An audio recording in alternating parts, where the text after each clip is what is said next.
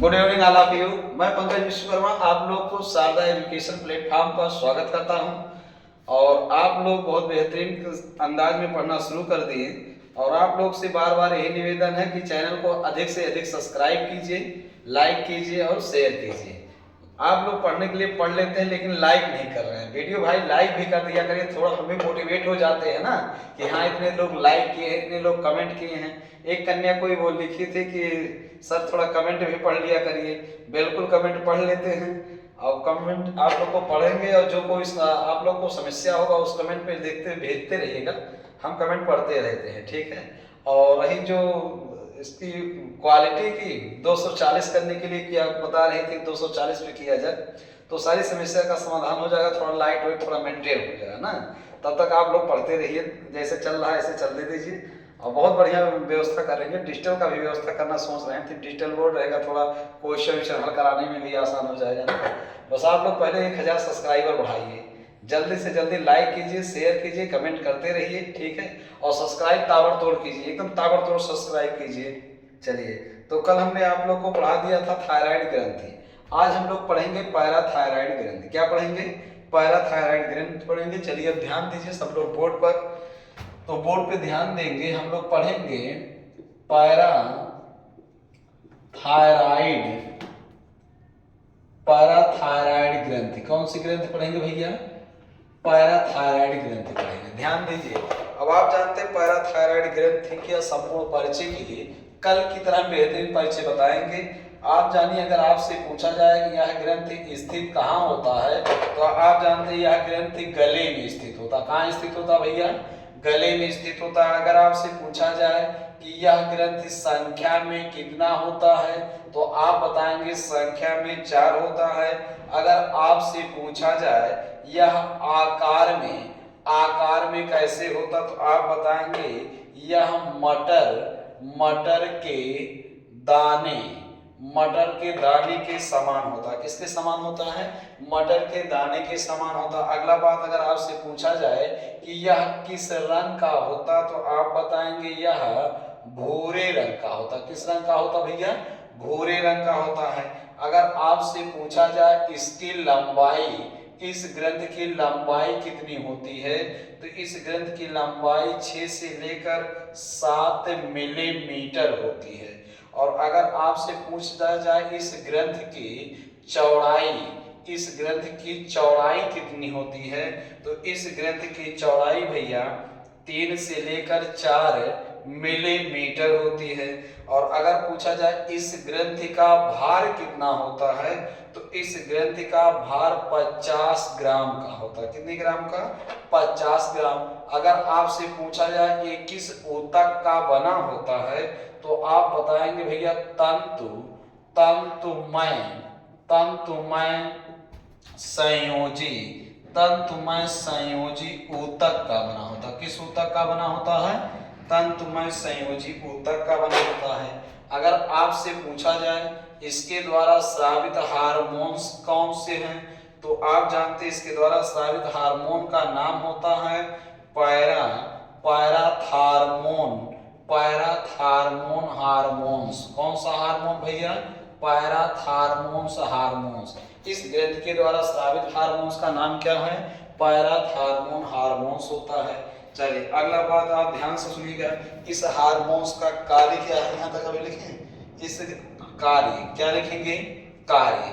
अब हार्मोन्स का कार्य क्या है? यह अस्थियों, किसके भैया? यह अस्थियों और दांतों और मसूड़ों, अस्थियों, दांतों और मसूड़ों के निर्माण में सहायक होता है। निर्माण में क्या होता भैया? सहायक होता है। और अगर हम आपसे पूछें इस ग्रंथ के द्वारा स्रावित हार्मोन्स का संबंध किससे है तो आप जानिए कि पैराथार्मोन हार्मोन्स। कौन सा हार्मोन? पैराथार्मोन हार्मोन्स का संबंध जो है, इसका संबंध है विटामिन डी से। किससे भैया? विटामिन डी से। और विटामिन डी का संबंध जो हो किससे है? कैल्शियम से। किससे है?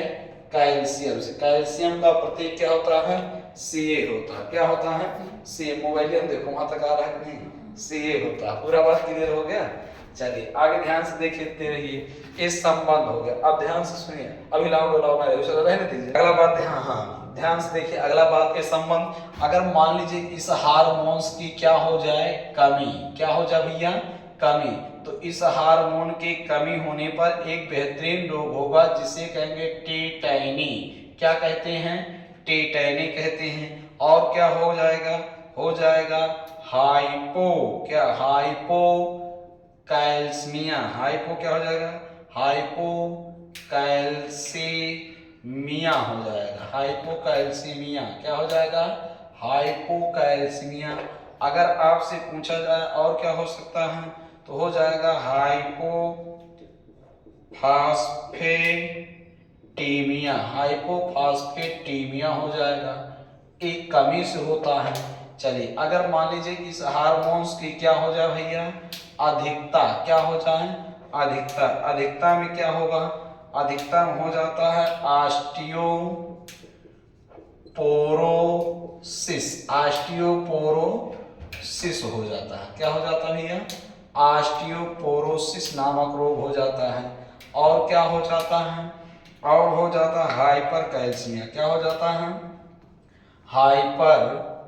हाइपर कैल्सीमिया हो जाता है। हाइपर कैल्सीमिया हो जाता है। चलिए ध्यान से देखिए, अब पूरी बात को आप लोग ध्यान से देखिए। हमने आपको पैराथायराइड ग्रंथि के बारे में बताया। पैराथायराइड ये दूसरा ग्रंथि है। कल हमने आपको थायराइड ग्रंथि बताया था। आज हम आपको कौन सा ग्रंथि बता रहे हैं? पैराथायराइड ग्रंथि। पैराथायराइड ग्रंथि के द्वारा स्रावित हार्मोन्स का नाम आप जानते ही हैं। क्या नाम है? पैराथार्मोन। क्या नाम भैया? Parathormone hormone. कौन सा हार्मोन? Parathormone hormone. दूसरा ग्रंथि हमने क्या बताया? पैराथायराइड ग्रंथि। कौन सा ग्रंथि? पैराथायराइड ग्रंथि। पैराथायराइड ग्रंथि के द्वारा स्रावित हार्मोन्स का नाम क्या है? पैराथार्मोन। कौन सा हार्मोन? Parathormone hormone. अब आपको पहले हम कुछ परिचय बताते हैं। वीडियो अंत तक सब लोग जरूर देखा कीजिए। वीडियो पूरा अंत तक देखा कीजिए और कॉपी कलम लेके बेहतरीन नोट्स बनाया करिए। ठीक है? चलिए अगर आपसे पूछा जाए पैराथायराइड ग्रंथि कहाँ स्थित होता है तो आप बताएंगे गले में स्थित होता है। यह संख्या में कितनी होती है? 4 होती है। यह आकार में कैसा होता है? तो मटर के दाने के आकार का होता है। किस आकार का होता है भैया? मटर के दाने के आकार का होता है। तो किस रंग का होता है? यह भूरे रंग का होता है। इसकी लंबाई कितनी होती है? तो 6 से लेकर 7 मिलीमीटर होती है। पैराथायराइड ग्रंथि की लंबाई कितनी होती है? 6 से 7 मिलीमीटर होती है। इसकी चौड़ाई कितनी होती है? 3 से 4 मिलीमीटर होती है। इस ग्रंथि का भार कितना होता है? 50 ग्राम का होता है। अगर आपसे पूछा जाए यह किस ऊतक का बना होता है तो यह तंतुमय संयोजी ऊतक का बना होता है। किस ऊतक का बना होता है भैया? तंतुमय संयोजी ऊतक का बना होता है। अगर आपसे पूछा जाए इस ग्रंथि के द्वारा स्रावित हार्मोन्स का नाम क्या है तो पैराथार्मोन हार्मोन्स। कौन सा हार्मोन्स? Parathormone hormones. अगर आपसे पूछा जाए पैराथार्मोन्स हार्मोन्स का कार्य क्या है तो आप जानते हैं अस्थियों, दांतों और मसूड़ों के निर्माण में सहायक होता है। कौन सहायक होता है? पैराथार्मोन हार्मोन सहायक होता है। अगला बात आप ध्यान से देखिए, हमने कहा इसका संबंध है। पैराथार्मोन हार्मोन का संबंध किससे किससे है तो पैराथार्मोन हार्मोन का संबंध है विटामिन डी से है। किससे है? विटामिन डी से है। और किससे है? कैल्शियम से। पैराथार्मोन हार्मोन का संबंध विटामिन डी से है। पैराथार्मोन हार्मोन्स का संबंध किससे है? कैल्शियम से है। किससे भैया? कैल्शियम से। कैल्शियम का प्रतीक क्या होता है? Ca। ध्यान से सुनिए, अब दोनों तीनों के बारे में ध्यान सुनिए। हाँ, जो काम पैराथार्मोन हार्मोन्स करता है, जो काम पैराथार्मोन हार्मोन्स करता है वही कमवा विटामिन डी करता है और वही कमवा कैल्शियम करता है। बात ये समझ गए? हाँ, जैसे कंडीशन लागू होता है, कंडीशन क्या होता है, लागू होता है, तीनों का कार्य एक है, तीनों का कमी एक है। जो कमियां पैराथार्मोन हार्मोन्स की कमी से होता है वह कमीवा विटामिन डी की कमी से होता है, वही कमीवा कैल्शियम से होता है। पूरा बात समझ गए? अब ध्यान सुनिए, अगर पैराथार्मोन हार्मोन्स की कमी हो गया तो पैराथार्मोन हार्मोन्स की कमी हो गया तो कौन सा रोग होगा, टीटैनी। तो पहला रोग आप जान गए कौन सा रोग भैया, टीटैनी। टीटैनी में होता क्या है, पेशियों में ऐंठन, पेशियों में क्या होता है, ऐंठन होता। बात समझ गए? यह किसी भी अवस्था में हो सकता है, बाल जवान जरठ नारी किसी को भी हो सकता है। कौन सा रोग, टीटैनी। अब जब टीटैनी हो जाता है, पेशियों में ऐंठन होता है, तो जिस अंदाज में डॉक्टर को आप बताते हैं, डॉक्टर उसी अंदाज में आपका इलाज भी करते हैं। जैसे आप गए नॉर्मल कंडीशन में, कहीं डॉक्टर साहब में पेशियों में बड़ा ऐंठन होता, बड़ा दर्द होता, बड़ा पिराता है, तो डॉक्टर कहें ठीक है कैल्शियम का टैबलेट हफ्ता में 1 दिन खाओ, ठीक है। और कहीं और गाय गाय बोल दे, अरे डॉक्टर साहब बहुत पिरात बड़ो पटकन उठकन लगो, तो डॉक्टर दे देंगे विटामिन D3। क्या दे देंगे, विटामिन D3 दे देंगे, ले जाओ एक खाओ। और कहीं रोवन गावे लागो और मूड उड़ पटकन लागो, तो डॉक्टर साहब तत्काल दर्द के लिए, आपका दर्द कंट्रोल करने के लिए क्या दे देंगे, पैराथार्मोन हार्मोन का इंजेक्शन दे देंगे। बता समझ गए ना? हाँ, तो ये टीटैनी में राहत दिलाने के लिए हो। टीटैनी कैसे हुआ आप जान गए, पैराथार्मोन हार्मोन्स की कमी से भी होता है, विटामिन डी की कमी से भी होता है, कैल्शियम की कमी से भी होता है। कौन, टीटैनी। संबंधवा ध्यान से सुना करिए, क्योंकि क्वेश्चन वैसे ही आएगा, ऐसे दे देगा टीटैनी नामक रोग होता है, कितना जनी रटे 90% जनी भन दे बताइए विटामिन डी, और ऑप्शन अगर दे दिया parathormone hormones vitamin D calcium उपयुक्त सभी, तो क्या लगाना है, उपयुक्त सभी। बात समझ गए ना? अगला हाइपोकैल्सीमिया, क्या लिखा गया है, हाइपोकैल्सीमिया। अब हाइपोकैल्सीमिया में मतलब कैल्शियम की कमी, हाइपोकैल्सीमिया मतलब कैल्शियम की कमी।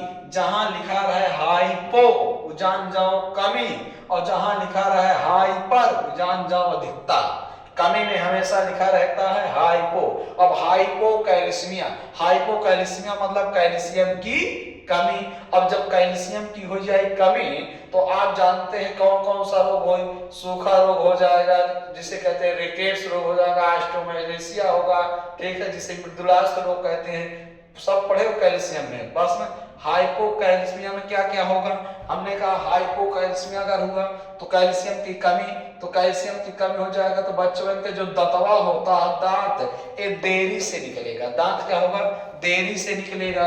और क्या हो जाएगा, सूखा रोग। क्या हो जाएगा, सूखा रोग। सूखा रोग को क्या कहते हैं भैया, रिकेट्स कहते हैं। क्या कहते हैं, रिकेट्स कहते हैं। और इसको दूसरा नाम क्या कहते हैं, मारस्मस कहते हैं, मारस्मस कहते हैं। क्या कहते हैं, मारस्मस कहते हैं, ठीक है। एक कैल्शियम की कमी से हो रहा है, ध्यान सुनिए, कैल्शियम की कमी से सूखा रोग होता है, जिसे क्या कहते हैं, रिकेट्स।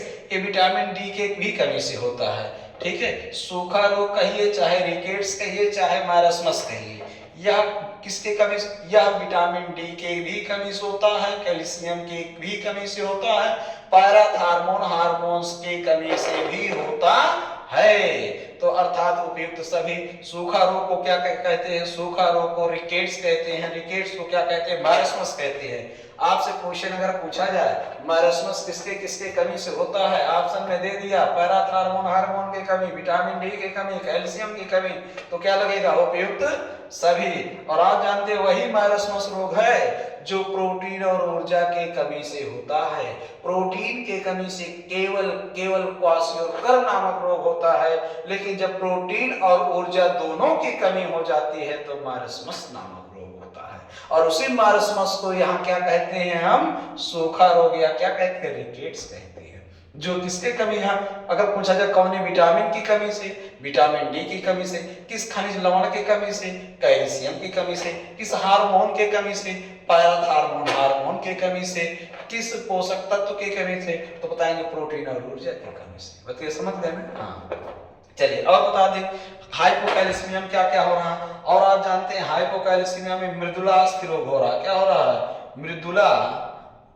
मृदुला अस्थि रोग। क्या हो रहा है, मृदुला अस्थि रोग। मृदुला अस्थि को कहते हैं ऑस्टियोमैलेशिया। क्या कहते हैं भैया, ऑस्टियोमाइलेशिया कहते हैं। ऑस्टियोमाइलेशिया यह रोग वयस्क अवस्था में होता है। किस अवस्था में होता है? वयस्क अवस्था में होता है। पुरुषों की अपेक्षा स्त्रियों में यह रोग ज्यादा होता है। मतलब कैल्शियम की कमी होने पर यही सारी समस्याएं उत्पन्न हो जा रही हैं। बात क्लियर हुआ? अगला देखिए, हाइपोफास्फेटीमिया। हाइपोफास्फेटीमिया मतलब फास्फोरस की कमी हो गया। क्या हो गया? फास्फोरस की कमी। तीसरा कमी, फास्फोरस की जब कमी हो जाएगा तो आप जानते हैं भूख मर जाए, भूख का मर जाना, भूख मर जाए। और फास्फोरस की कमी हो जाएगा, कैल्शियम के अवशोषण में कमी हो जाएगी, मतलब कैल्शियम की भी कमी हो जाएगी। बताइए, समझ रहे हैं ना? तो हाँ, तो आप जान गए सारे रोग। अगला देखिए, अधिकता। और कहीं अगर पैराथार्मोन हार्मोन्स का अधिकता हो गया तो भन्न भन्न कौन कौन से रोग होगा? ऑस्टियोपोरोसिस। क्या हो रहा भैया? ऑस्टियोपोरोसिस।